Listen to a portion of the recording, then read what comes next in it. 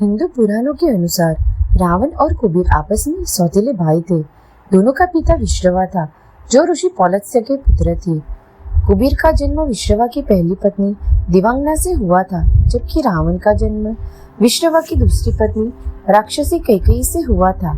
कुबेर एक न्यायप्रिय, दानशील और धर्मपरायण राजा थे। उन्हें धन और संपन्नता का प्रतीक माना जाता है। रावण को बल, पराक्रम और अहंकार का प्रतीक माना जाता है।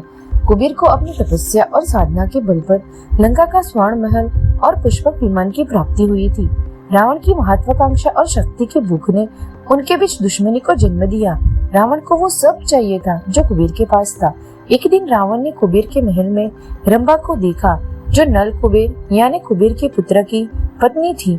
रावण ने रंभा के साथ कुकर्म किया, जो उसकी बेटी की उम्र की थी। नल कुबेर ने रावण को श्राप दिया कि रावण कभी भी किसी औरत को हाथ लगाएगा और दुर्व्यवहार करेगा तो उसके मस्तक के हजारों टुकड़े हो जाएंगे। इसी कारण रावण ने कभी देवी सीता को हाथ लगाने की भी हिम्मत नहीं की थी। रावण को ब्रह्मा जी से वरदान प्राप्त था कि वे गंधर्व, देवता, असुर, यक्ष, राक्षस, सर्प, किन्नर और भूतों से कभी पराजित नहीं होगा, केवल मनुष्य से ही हो सकता है। परंतु रावण ने सोचा, मनुष्य मेरा क्या ही कर लेंगे, मैं तो उनका भक्षण करने वाला हूँ। इसी वरदान के कारण जब रावण और कुबेर के बीच युद्ध हुआ, उसमें देवता कुबेर पराजित हो गए और रावण ने कुबेर से सोने की लंका और पुष्पक विमान छीन लिया और उस पे अपना शासन कायम किया। कुबेर को रावण की इस अत्याचारपूर्ण कार्रवाई से बहुत दुख पहुंचा, लेकिन उन्होंने हिंसा का मार्ग नहीं चुना। वे नर्मदा नदी के तट पर जाकर भगवान शिव और मां शक्ति की तपस्या करने लगे।